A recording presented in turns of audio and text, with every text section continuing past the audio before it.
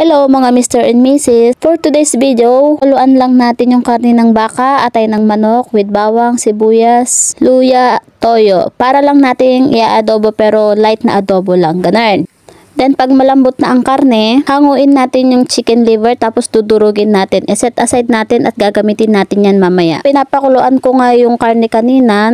Prinito ko na din tong carrots tsaka patatas para mas mabilis maluto mamaya. Start na tayo mag-isa. Luya, bawang, sunod ang sibuyas. And imekos lang natin ng very light. Dahil for today's luto vlog ay magluluto ako ng beef caldereta. Isunod nga nating igisa yung pinakuluan nating beef kanina. At isunod na nating isabay ang patatas para mas madali siyang maluto. Next, lagyan natin ng tomato paste. Kasunod ng tomato sauce. And taktakan din natin ng ketchup. Bahala na kayo kung anong brand ang gagamitin nyo. Ako kasi ginagamit ko lang kung anong mga available na brand na meron kami sa bahay o yung mga nabibili na available sa katabi naming supermarket. Ilagay na natin yung dinurog nating chicken liver na sinet aside natin kanina. Then, imekos-mekos lang natin and then hayaan natin siyang kumulo. Ilagay na rin natin yung carrots.